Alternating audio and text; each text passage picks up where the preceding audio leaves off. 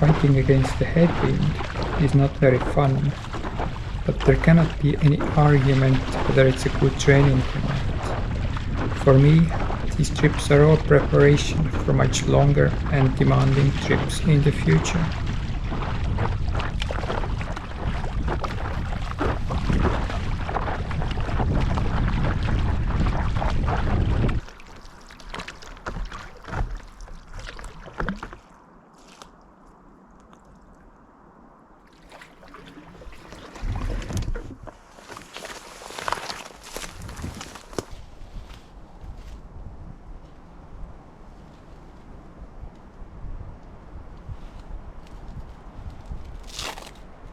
I also constantly tweak and test my gear. I've been experimenting with a small stick stove from Vargo. The stove, named Hexagon, is made of titanium and weighs less than 150 grams.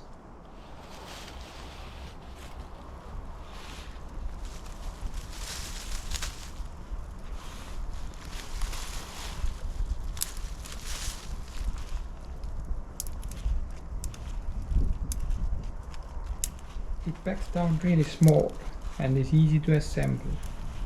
But why should I use it? Gas and alcohol stoves certainly are more convenient. So why all that hassle with this small and flimsy wood burner? I do use gas often, but I don't always go that route as gas is somewhat expensive. You never know how much fuel you have left. It is heavy to carry, especially if backpacking, and it is not good for the environment. But the main reason for me is that dry burning material is often abundantly available, but making a campfire, unfortunately, is usually, or should I say almost always, forbidden.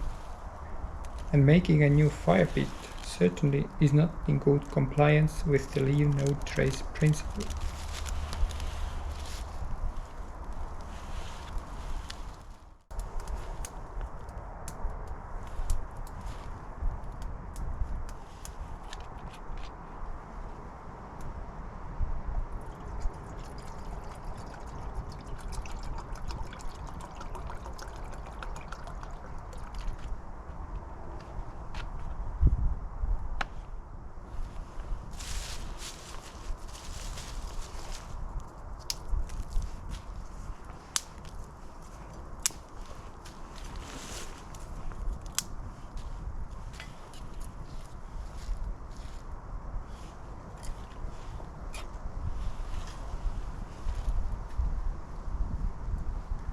Hence the need for a stick stove, but is this one good for my needs?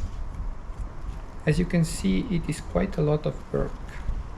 The stove is tiny, takes only small tweaks, and needs therefore constant attention to keep the fire burning.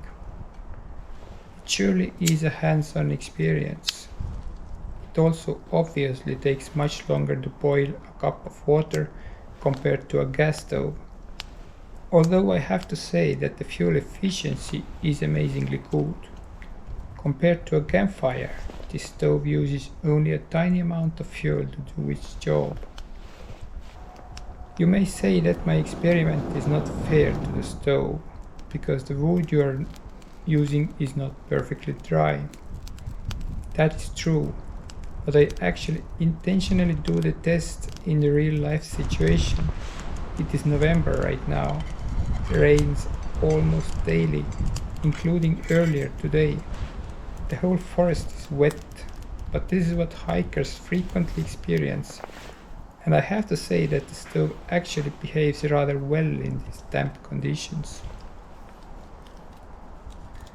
So it is working if you just need a cup of hot water. But what if you need more?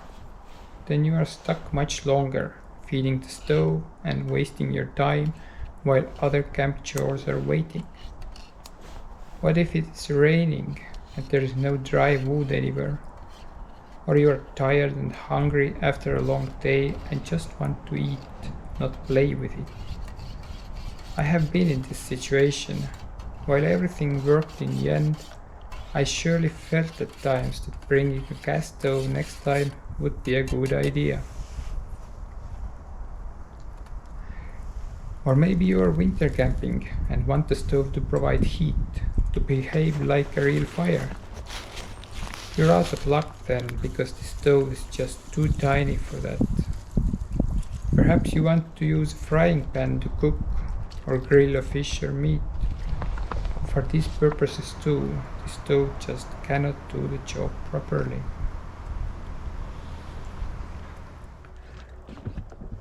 My conclusion is that while the stove works well in its small niche, it is just too tiny to meet my specific needs.